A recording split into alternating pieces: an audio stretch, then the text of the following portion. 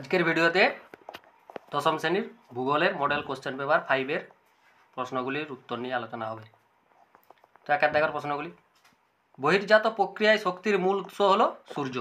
বায়ু সঞ্চয়ের ফলে গঠিত সমভূমিকে বলে লোয়েস। বায়ুমণ্ডলের যে স্তর থেকে বেতার তরঙ্গগুলি প্রতিফলিত হয়ে পৃথিবীতে ফিরে আসে সেটির নাম আয়নোস্ফিয়ার। সাধারণ অবস্থায় সমুদ্রপৃষ্ঠে আদর্শ বায়ুচাপের পরিমাণ হলো প্রায় 1013.25। মাদাগাস্কার ও মোজাম্বিক স্রোতের মিলিত শাখা হলো আগুলহাস। দুটি মুখ্য জোয়ারের মধ্যে সময়ের ব্যবধান হলো 12 ঘন্টা 26 মিনিট। ফ্লাই অ্যাশের প্রধান উৎস তাপবিদ্যুৎ। বর্তমানে ভারতের অঙ্গরাজ্যের মোট সংখ্যা হলো 28টি। ভারতের দীর্ঘতম নদীবাঁধ হীরাকুন্দ উড়িষ্যায় যে নদীর উপর গড়ে উঠেছে তা হলো মহানদী। পার্বত্য অঞ্চলে প্রচুর বৃষ্টিপাতের জন্য গাছের ডালপালা ও পাতা পচে হিউমাসযুক্ত যে মাটি সৃষ্টি হয় তা হলো কৃষ্ণ। রেটুন প্রথা প্রয়োগ করা হয় ইক্ষু চাষে। অতি বিরল জনসংখ্যাযুক্ত একটি রাজ্য হলো সিকিম। ইন্দিরা গান্ধী বিমানবন্দর অবস্থিত দিল্লিতে। 74 M/7 মানচিত্রের সংখ্যাসূচক স্কেল হলো 1:50,000। দুয়ের দাগের প্রশ্নগুলি। কৃষ্ণা নদীর বদ্বীপ পাখির পায়ের মতো দেখতে, শুদ্ধ। ওজোন গ্যাস সূর্যের অতিবেগুনি রশ্মিকে শোষণ করে, শুদ্ধ। শীতল স্রোতে প্ল্যাঙ্কটন বেশি থাকে তাই এটি সবুজ বর্ণের হয়, শুদ্ধ। ভাঙা ইট, কাঠ, বালি হলো ই ওয়েস্ট, অশুদ্ধ। গাঙ্গেয় বদ্বীপ সমভূমিতে জলাশয় সেচ প্রথা সবচেয়ে বেশি প্রচলিত, অশুদ্ধ। শিশু হলো এক ধরনের চিরসবুজ উদ্ভিদ, অশুদ্ধ। সিংকোনা হলো এক ধরনের বাগিচা ফসল, শুদ্ধ।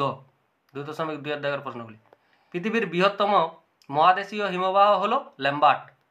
উচ্চতা বৃদ্ধি পেলে ড্যাশ হ্রাস পায়, উষ্ণতা। জলীয় বাষ্প ঘনীভবনের সময় ড্যাশ পরিত্যাগ করে, লিনতাপ।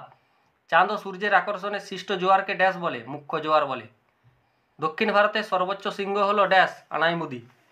ভারতের সর্বাধিক বন্যাপ্রবণ অঞ্চল হলো ড্যাশ, অসম অববাহিকা। ভারতের একক বৃহত্তম কৃষিভিত্তিক শিল্প হলো ড্যাশ, কার্পাস বয়ন শিল্প। 2.3 দাগের প্রশ্নগুলি। রাজস্থানের বায়ুর অপসারণ প্রক্রিয়ায় সৃষ্ট গর্তগুলির নাম কি? ধান্ধ।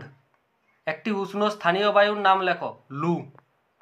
সমুদ্রের মধ্যভাগে সৃষ্ট স্রোতবিহীন জলাবর্ত কী নামে পরিচিত? জায়র।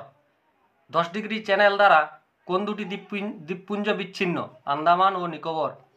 ভারতের কোন মৃত্তিকা কার্পাস চাষের পক্ষে আদর্শ? কৃষ্ণ মৃত্তিকা। কয়েকটি উচ্চ ফলনশীল গম বীজের নাম লেখো।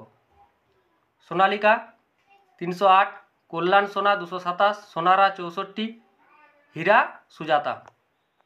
কেরালা রাজ্যে নারী পুরুষের অনুপাত কত? 1084:1000। RF এর পুরো নাম কি? Representative fraction. বাম দিকের সাথে ডান দিকের গুলি মিলাও। ক্ষয়সীমা সমুদ্র। জীব বিশ্লেষ্য ব্যাকটেরিয়া। NW3 কেরালা। VIBGYOR তড়িৎ চুম্বকীয় বর্ণালী।